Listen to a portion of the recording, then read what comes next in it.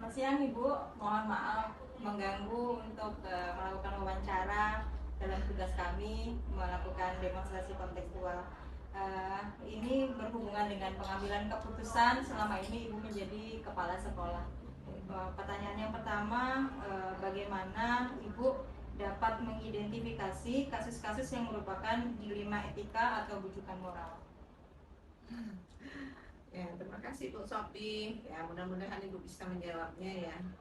Jadi untuk mengetahui kasus itu termasuk dilema etika atau rujukan moral, itu kalau dilema etika tuh mungkin kasusnya benar lawan benar ya. Mungkin ada di situ ada rasa keadilan lawan rasa kasihan ya, pokoknya di situ ada tanggung jawab moral. Nah, tapi kalau yang rujukan moral itu benar lawan salah sepertinya. Ya. Kemudian bagaimana Ibu menjalankan pengambilan keputusan di sekolah, terutama untuk kasus-kasus di mana ada dua kepentingan yang sama-sama benar atau sama-sama mengandung nilai kebajikan, Bu? Seperti ini. Jadi Ibu pernah mengalami satu kasus dalam penerimaan peserta didik baru. Jadi walaupun sekolah kita ini termasuk sekolah inklusi, tetapi ada batasannya untuk low learner-nya itu ada batas. Nah, pada saat itu ada orang tua yang mendaftarkan anaknya dengan kondisi low learner-nya yang sekitar sudah di bawah 7. Nah, di sini Ibu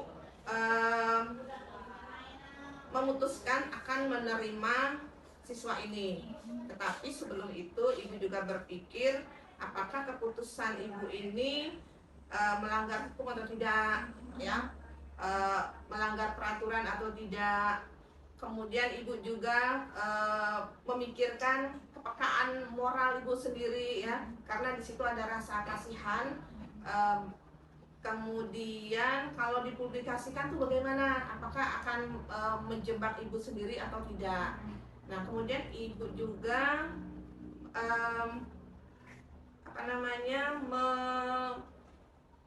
memikirkan siapa yang terlibat di dalam kasus ini kan. Yang pasti itu ada orang tuanya, siswa itu sendiri, dan sekolah. Nah, seperti itulah Ibu berusaha untuk mengidentifikasi dulu masalah sebelum memutuskan.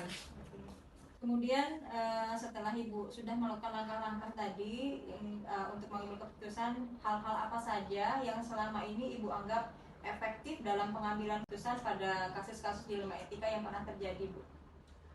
Baik, kalau kita melanjutkan masalah tadi ya, jadi setelah pertama masalah itu diidentifikasikan kan, kemudian disaring apakah masalah ini betul-betul berhubungan dengan nilai moral. Nah, kemudian kita pikirkan benar atau salah tindakan kita ini kan. Nah, setelah itu kita berpikir mencari resolusi. Jadi berpikir berbasis hasil akhirnya seperti apa nanti, peraturannya akan seperti apa, kemudian kita punya rasa peduli.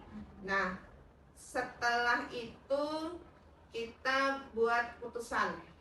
Jadi keputusannya kalau melanjutkan kasus tadi, akhirnya siswa tersebut diterima di sekolah ini karena tadi Ibu melibatkan orang tua. Jadi orang tua anak ini ya adalah orang tua kurang mampu. Walaupun sebelumnya Ibu sudah menawarkan opsi-opsi anak tersebut sebaiknya dimasukkan ke sekolah yang seharusnya seperti ke SMPLB.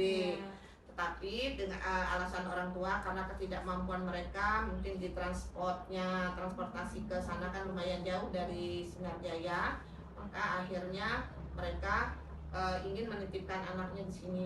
Nah, setelah Ibu pikir, pertimbangkan keputusan ini mudah-mudahan tidak menyalahi aturan, kemudian tidak apa tidak akan menjadi masalah apabila dipublikasikan, ya, karena kita tetap mengutamakan rasa kemanusiaan tadi dan kasihan kita. Jadi itu dilema dalam menerima siswa tersebut, dan sekarang siswa tersebut sudah berada di sekolah kita. Oke, jadi yang paling efektif berarti memang kolaborasi ya Bu ya. Berikutnya, hal-hal apa saja yang selama ini Ibu anggap menjadi tantangan dalam pengambilan keputusan dalam kasus-kasus dilema etika? Ya, kasus dilema etika ini muncul ya karena ada satu kepentingan mungkin antara pribadi dengan suatu kelompok, ya. Misalkan ini di dalam kasus guru ini ya, kasus lain. Guru punya kewajiban untuk membuat perencanaan pembelajaran. Nah, tetapi karena guru tersebut memiliki berbagai kendala, jadi guru tidak membuat perangkat pembelajarannya. Nah, di situasi ini ada tantangan bagi saya, ya. Bagaimana saya harus dapat meminta guru tersebut buat perangkat pembelajaran, tetapi masalah beliau juga bisa diatasi. Nah, seperti ini tantangan besar sekali. Berikutnya, apakah Ibu mempunyai sebuah tata kala atau jadwal tertentu dalam sebuah penyelesaian kasus dilema etika Bu? Apa langsung diselesaikan di satu tempat pada saat itu juga, atau memiliki sebuah jadwal untuk menyelesaikannya? Nah, bentuk prosedurnya seperti apa Bu? Untuk penyelesaiannya itu tergantung pada kasusnya itu sendiri. Ada kasus yang memang harus segera ditangani segera, jadi pada saat itulah harus diselesaikan. Tetapi secara berkala juga bisa dilakukan. Misalkan dalam rapat-rapat reguler itu selalu diselipkan, ya, untuk penanganan kasus-kasus dilema etika ini, karena ini juga sekaligus pembelajaran bagi guru yang tidak mengalami masalah, ya. Jadi supaya kedepannya tidak ada lagi terjadi masalah yang sama. Jadi jadwalnya hanya mengikuti di rapat-rapat reguler, jadi tidak ada jadwal khusus sebenarnya. Nah, berikutnya Bu, faktor-faktor apa saja yang selama ini mempermudah atau membantu Ibu dalam pengambilan keputusan dalam kasus-kasus dilema etika? Ini sebenarnya sulit ya, tapi ada juga yang bisa mempermudahnya. Yang pertama, saya harus mengenali dulu, ya, nilai-nilai yang bertentangan dalam situasi ini. Kemudian saya harus punya rasa empati, kepedulian saya tuh harus tinggi. Kemudian adanya kolaborasi juga, ya, dari wakil kesiswaan kalau dalam masalah kesiswaan, kalau dalam masalah pembelajaran atau kurikulum ada wakil kurikulum, dan niat guru itu sendiri kadang-kadang yang juga ikut membantu, jadi penyelesaian masalah ini menjadi mudah. Ibu, dari semua hal yang sudah Ibu sampaikan, kira-kira pembelajaran apa yang Ibu dapat dari pengalaman Ibu dalam setiap pengambilan keputusan permasalahan dilema etika? Pelajaran yang diambil yang pertama bahwa kita harus ada toleransi, ya. Kita bertoleransi terhadap masalah orang lain. Yang kedua, kebijaksanaan kita mengambil keputusan itu akan mempengaruhi hidup seseorang. Kalau kita salah menentukan keputusan, itu akan fatal akibatnya, baik bagi yang pengambil keputusan maupun orang yang punya masalah. Kemudian pelajaran yang diambil yang pertama bahwa kita harus ada toleransi, ya. Kita bertoleransi terhadap masalah orang lain. Yang kedua, kebijaksanaan kita mengambil keputusan itu akan mempengaruhi hidup seseorang. kalau kita salah menentukan keputusan itu akan fatal akibatnya, baik bagi yang pengambil keputusan maupun orang yang punya masalah. Kemudian refleksi diri itu sangat penting. Ya, terima kasih banyak Ibu atas wawancaranya. Semoga ini dapat membantu saya untuk memahami bagaimana caranya dalam pengambilan keputusan. Terima kasih ya Bu. Ya, sama-sama Bu Sofi, semangat terus ya menjadi calon guru penggeraknya. Amin.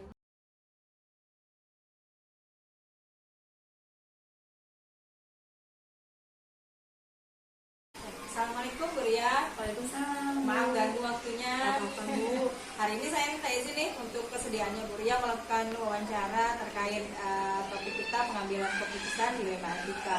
Karena dalam sebuah organisasi, apalagi sekolah, pastinya banyak sekali kasus-kasus yang ada yang harus seorang pemimpin untuk mengambil keputusan. Pengen belajar nih Bu Ria, karena untuk mengambil keputusan pastinya tidak mudah. Untuk mengambil keputusan melalui beberapa pertanyaan berikut ya Bu Ria. Iya.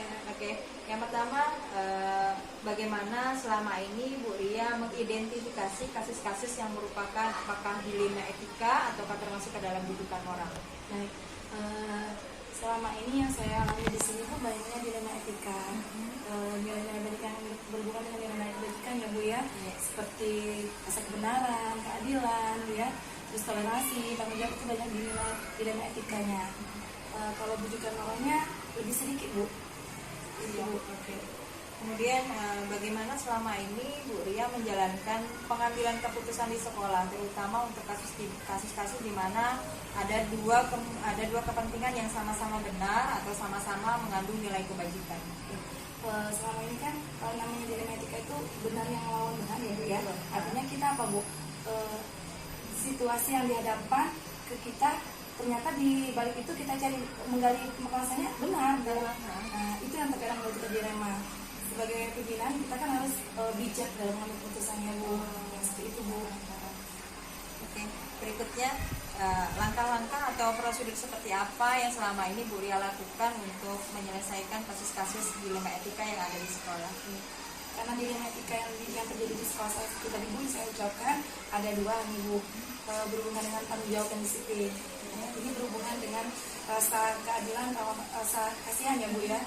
Kita pengen berbuat adil, tapi balik lagi kita rasa kasihan. Makanya saya kemarin Bu, saya coba berinteraksi dengan beliau yang punya masalah kasus yang dihadapi. Kalau kita menindaklanjuti berdasarkan peraturan Bu ya, balik lagi ke peraturan, kita harus berbuat adil kepada siapapun di sekolah. Karena apa? Seorang pendidik itu sebagai panutan kepada anak muridnya. Nanti kalau pendidiknya yang tidak disiplin dan tanggung jawab bagaimana muridnya. Nah, rasa keadilannya apa? Harus tepat waktunya. Kita misalnya datang tepat waktunya, pulang tepat waktunya. Nah, namun di balik itu kita lihat lagi Bu, apa yang menjadi penyebab beliau itu datang terlambat. Nah, kita cari informasi, kita gali. Artinya kita sebagai pimpinan punya rasa sosial, jiwa sosial Bu, masalah kasihan kita ya Bu ya. Ternyata setelah digali permasalahannya, beliau memiliki anak kecil dan tidak ada yang ngasuh anaknya, dan suaminya juga pulang kerjanya itu sip-sipan Bu. Jadi kendalanya beliau seperti itu. Ada lagi yang satunya Bu, misalnya karena faktor usia juga kan Bu, tidak fit seperti kita yang masih muda. Jadi kalau sudah terlalu lama di kelas, kelelahan juga dia kan. Nah di sini pengambilan keputusannya saya balik ke diri saya dan teman-teman juga di forum rapat, kita ambil sama-sama Bu ya. Pertama, awal langkah pertamanya saya berdua dulu, saya kasih berdua dengan beliau dulu. Bagaimana memecah masalah ini kan? Karena kalau saya memutuskan maka tidak adil ya Bu ya. Saya tanya sama orangnya dulu bagaimana maunya, cari dulu pakai permasalahannya, sudah itu verifikasinya bagaimana, kita rencananya gimana, ada nggak perubahannya ya Bu ya. Setelah beliau bercerita yang lebarnya, akhirnya beliau memutuskan Bu, bagaimana Bu kalau saya itu jamnya aja sudah saya penuhi Bu. Kalau apa Bu ya, saya ibu tapi tidak setiap hari Bu. Ada waktu kalau misalnya suami saya shiftnya siang, saya bisa.